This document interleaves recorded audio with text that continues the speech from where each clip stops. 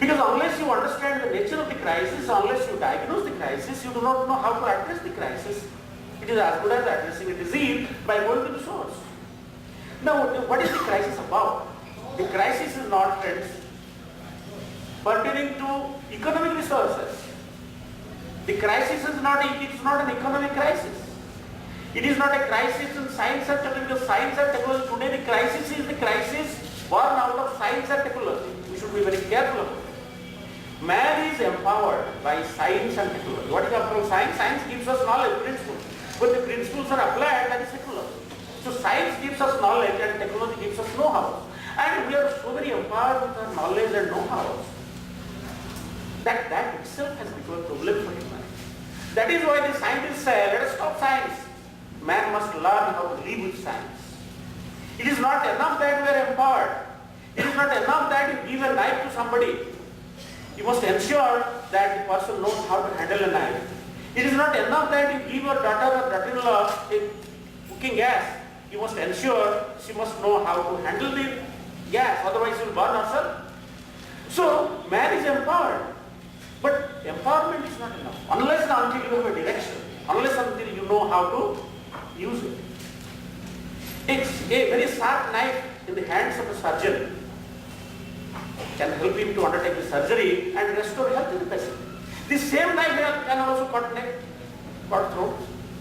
So knife doesn't tell you whether you are going to process vegetables or you are going to kill, going to stab. The same knife, the same edge of the knife can do both the things. It can heal, it can kill.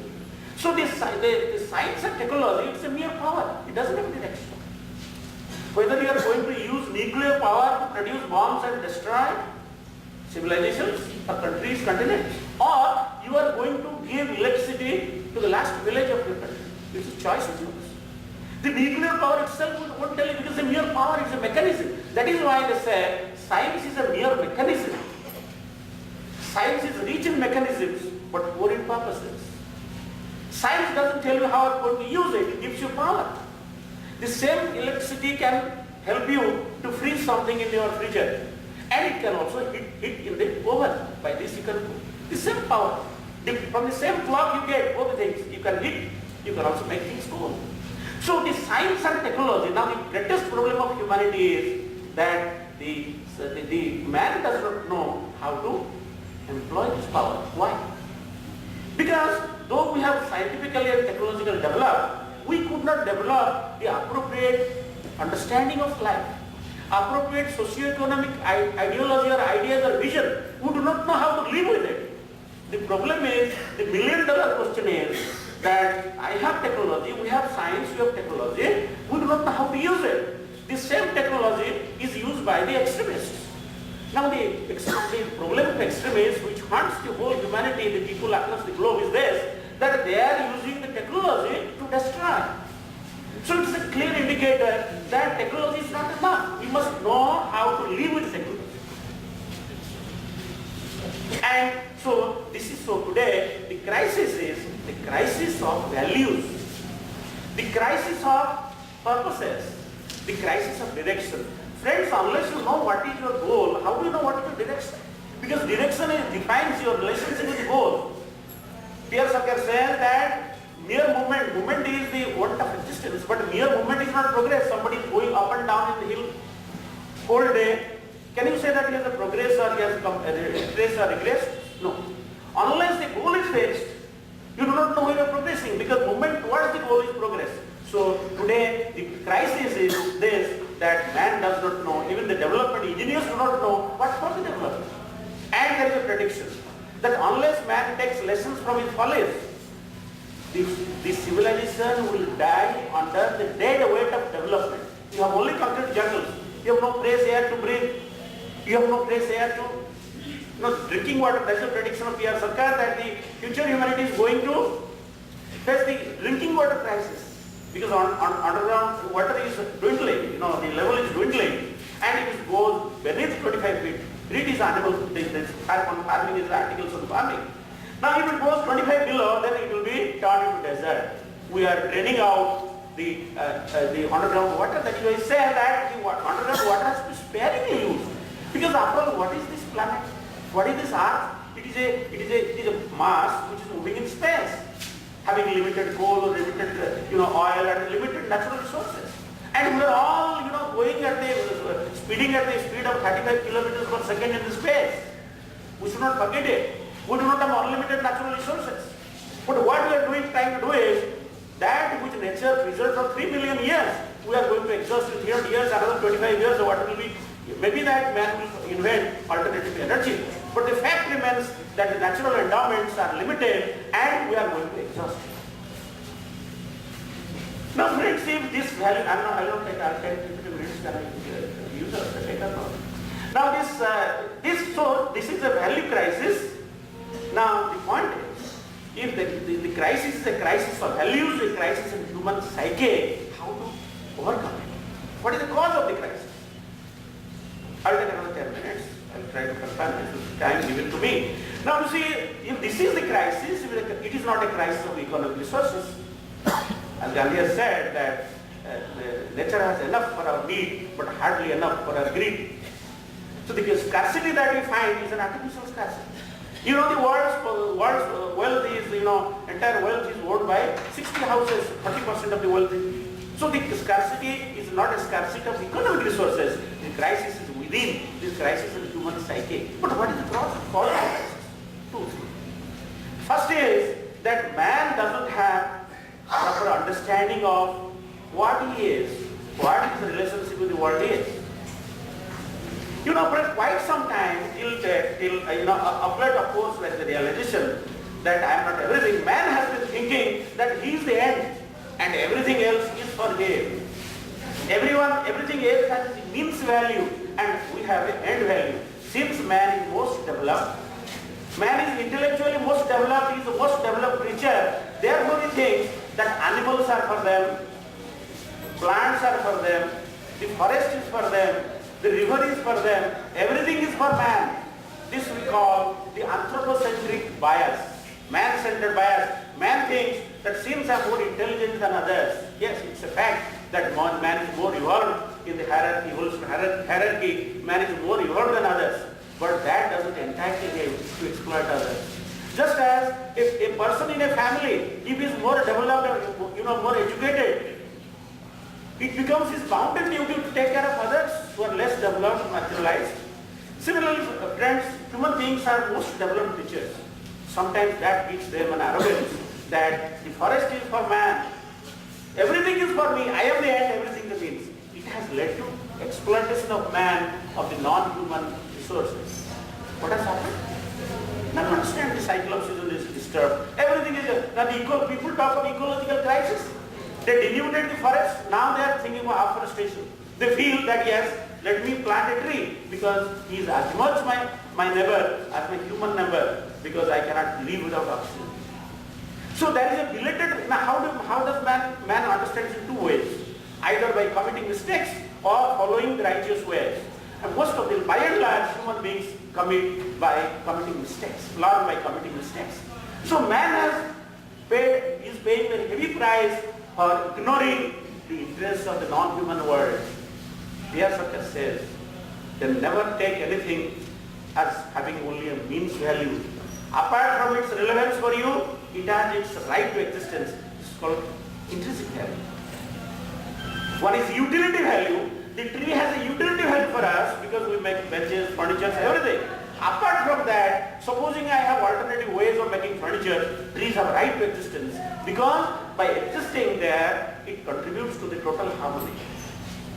Friends, even the poisonous snakes also have their intrinsic value. If they would not have been there, many of the life-saving drugs would not have been produced. In Australia, there is a kind of snake from which the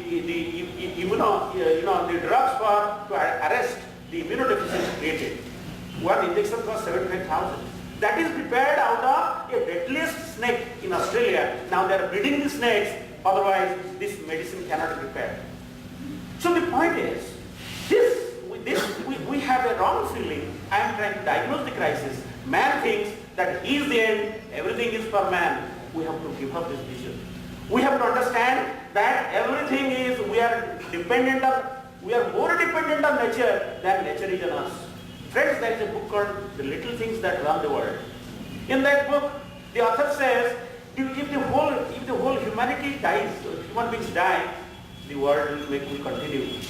But if the microbes die, then humanity cannot survive for more than 6 hours. If all the microbes from your body is taken. Friends, there are studies on synchronic communication. It tells us that the world is not as disparate, as different as it appears to be. A whale swimming in the Pacific has a synchronic communication with a whale swimming in Atlantic. How are they distanced? But how is the communication?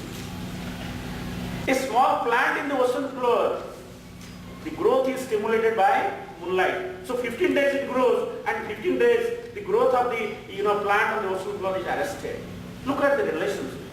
So it is time that we should understand that we are related. We are not disparate. We are not discrete. We are not disconnected. We are not discontinuous. Rather, there is some kind of connection underlying all of us.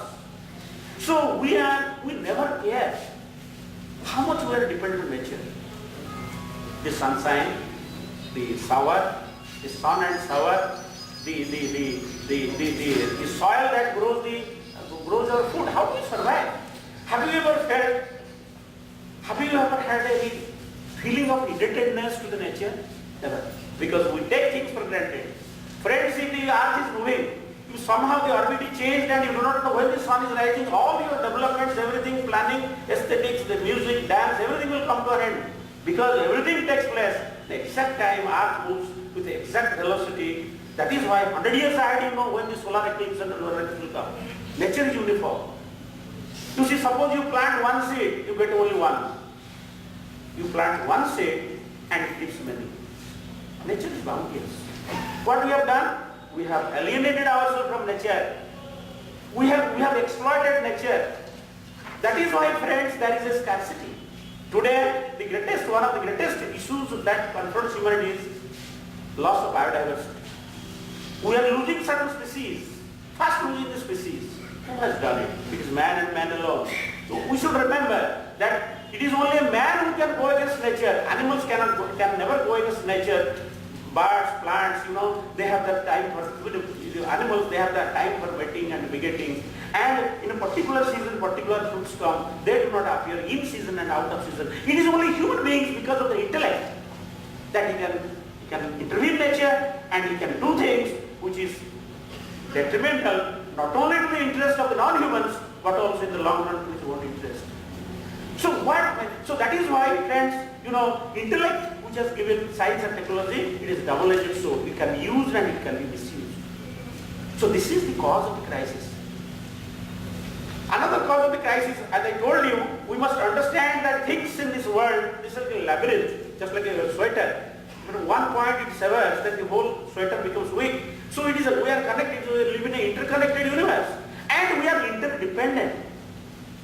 And number 3 is, Pierre Sarkar underlines a very, very important thing. He said, you must learn the intrinsic value of everything. There is nothing in nature which is accidental or inessential or redundant. There is nothing in nature which is redundant. Everything is related to every other thing. Therefore, everything has a right to existence. Human beings have no right to deprive others of their right to existence. If they do so, they would pay a price for it. So friends, what is the solution? What is important, as I told you, the crisis is a crisis in human psyche. Man does not know what he is and how he is related to others. Now the solution lies in the cause itself. It is time that we must understand that in the whole universe that we are in, we are as much a part of nature as the flora and fauna. This is precisely the foundation, the bedrock, the cornerstone of neo-humanism. He says that the humanism makes you think that man is the center. He says that as we love our human beings, love your neighbor as thyself, is a call of humanism. Good. But he says, it is good, but not adequate. The love that we have to nurture for our fellow men has to be extended, has to be expanded, has to be extended to the non-human kindreds. They are also kindreds. And it becomes all the more our responsibility to protect them, because man can protect nature. Nature cannot protect man. Nature doesn't have a sense of values. A dog, the animals do not have a sense of values. It is only human beings who are more developed. That is why, but apart from taking care of themselves, they have to take care of the non-humans. They have to work as saviors, stewards. They have to protect us. Because it's only human beings who can have a sense of right and wrong, end and means. That is why human beings have to play a proactive role in preserving the biodiversity, in living himself and letting others live. Why should I let others live? Because if I do not let them live, then my life is also in jeopardy. My life will be at stake. That is why, in order to live, even if there is no God, I must let them live. It's a pragmatic compulsion. If I want to live, I must let others live. Now, another thing it says that this new humanism, suppose you say these ideas are very good, but are they not utopia? When a Muslim fails to see eye to eye with a Hindu, how can he love a plant? If as my immediate neighbor, as my co-worker, if I cannot see your good, how can I love a plant? How can I love a tree? How can I love an animal? The point is, that is why Pierre Sarkar says that when you try to implement these new humanistic ideas in form of, so after all, what is Prout? It is application of this new humanism, these holistic ideas in a socio-economic forum. The songs have to be new humanistic, education has to be new humanistic, socio-economic planning has to be new humanistic. So he did not remain satisfied or contented by giving an idea, giving a blueprint. If anyone asks you, what for Anandman? They should say, we are here to establish new humanistic society, where man lives in philosophy with non-humans. That is the goal. Is it not a very far-fetched goal? It sounds far-fetched. But you see, Pierre Sarkar also tried to spell out the mechanism, the strategy, the methodology, even the socio-economic engineering to translate these great ideals, into living reality. How did he do it? He said that before you translate anything, you must try to understand what are the challenges. Before you take up a project, you must know what are the challenges. Unless you know how to address challenges, maybe the project will not be in place. He says there are 3 challenges. You know, man is a creature of sentiments. Sometimes you love your land where you are born. Bengal is for Bengalis. You love the land. India is for Indians, motherland. You see, we have a man with a natural love for the place, geographical region where he is born. He says it is geocentric. Now, once you are obsessed with this, it prevents you from thinking of the interest of people belonging to other regions who are also your kindreds. You know about human beings, first of all. Then we are Odias and Bengalis and, all that. He says that mind has to open up. If you are thinking of embracing the plant, Mirabai took poison and when the hands were changed, he became a nectar. If the person who administered the poison, if he would have taken it, he would have died. The sight of Buddha made that elephant lose his ferocity. Buddha was supposed to be killed by his nephew. He set a drunken wild elephant on the way and he was just running amok. Buddha was passing. When Buddha looked at it, then he bowed down. Why? Supposing the same man would have been there, he would have been crossed. So the sight of Buddha took away the ferocity of the Pierre Sarkar was poisoned. I am not here to vouchsafe for an ideology, but I am simply stating facts. He was administered poison in medicine. He fasted for 5 years. You tell me by what mechanics, by what laws a man can do it. Why? You might be saying that why he was taking cod water for 5 years? Because jail manual says that you cannot fast unto death. So to avoid this, he was very law-abiding, whether inside or outside the jail. Now he said, so to avoid this, force-feeding, he took only 2 cups of hot water, survived for 5 years, more than 5 years and 4 months. How to understand it? So the point is, friends, one is a geo-sentiment which prevents your mind from opening up. Your mind remains confined to an interest of people living in a geographical category. He says, above that, there is another sentiment, socio-sentiment. Samajik bhav prabhata, bhaugolik bhav prabhata. That means sometimes here, I am not thinking of Bengalis only in Bengal. I am thinking of interest of Bengalis across the world. This is socio-sentiment.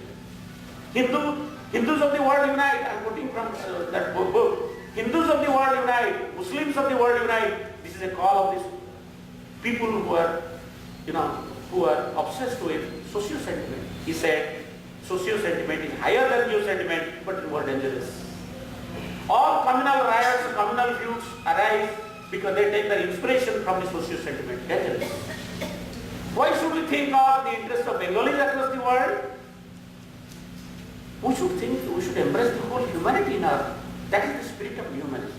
And supposing you go above socio-sentiment, then you said all human beings are mine.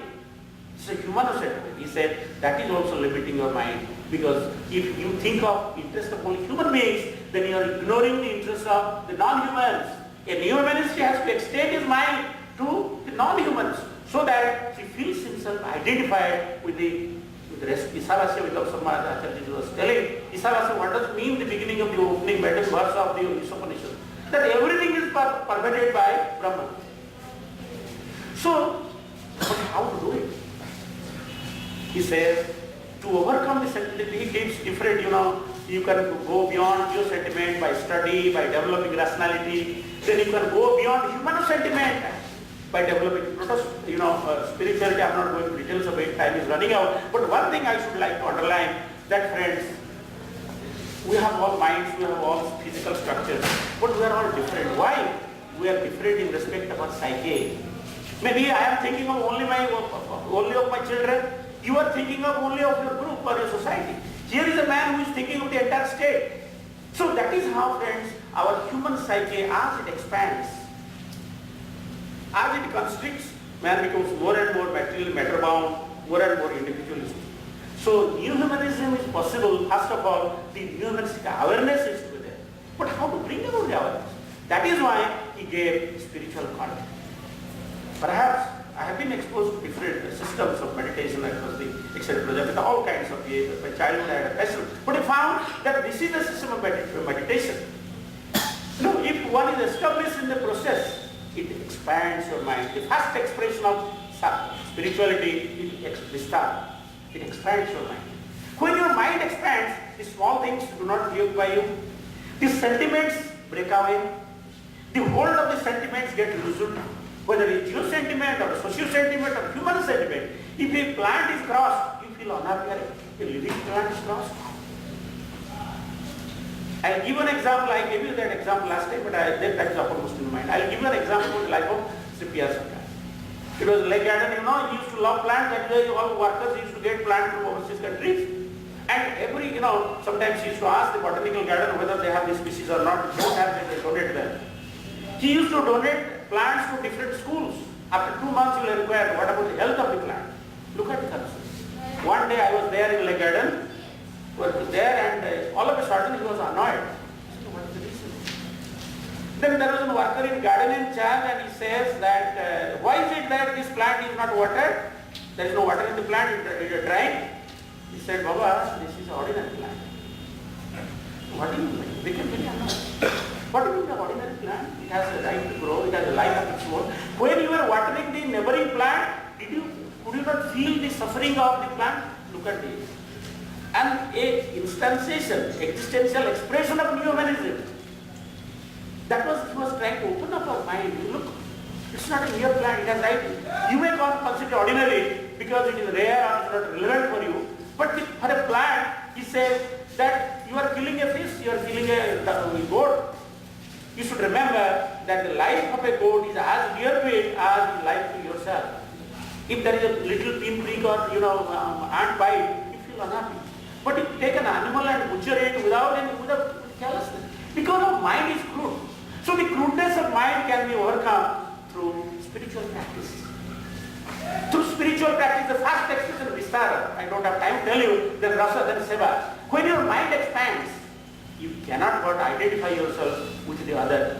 The so-called other becomes your own. It becomes a Vishnu. Who is the other? As long as I am thinking that he is the other, my mind is constricted. There is something wrong in my spiritual practice. If I cannot embrace everyone, there are great souls, great masters. Jesus was crucified. He being nailed, what did he say? Oh God, forgive them. They know not what they do. That means, had I been like them, perhaps I would have done it. one instance, one incident in the life of Christ established Christianity. Now every third man is a Christian. Look at this.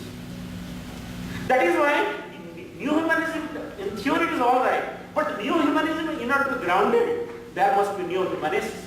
Now how to have create new humanists? Now he has given the process of sadhana, the process of spiritual practice, that is known as Rajatiraj Yoga. Now if one is established in this, then it leads to, how do you know that you succeed? Your mind expands. You treat everyone as equal, as your own. I am the last priority. You think that I am the last priority. You are dining, you say, I am the last priority. Yes. You take fast.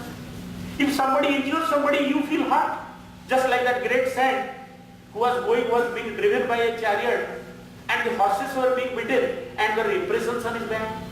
That means the empathy, the frontier is called empathy. Empathy means not sahanubhuti. Sahanubhuti is sympathy. There are 4 words in English. One is sympathy, the opposite is apathy. Antipathy, gruna. Then there is apathy, indifference. But there is another thing called empathy. That means feeling somebody else's feeling. As mother feels child is sick, mother doesn't have sleep in the night. Empathy. You extend yourself to the other. If you can extend yourself to a plant, you cannot stand when a plant is being, just out of fun, people are taking off flowers. That is why, friends, the new humanism becomes a living reality only when we cultivate spirituality. Cultivating spirituality is nothing, it is a science by which your mind gradually gets expanded and you cannot but serve. So when there is vistar in your mind, seva becomes your instinct, your basic propensity. Thank you.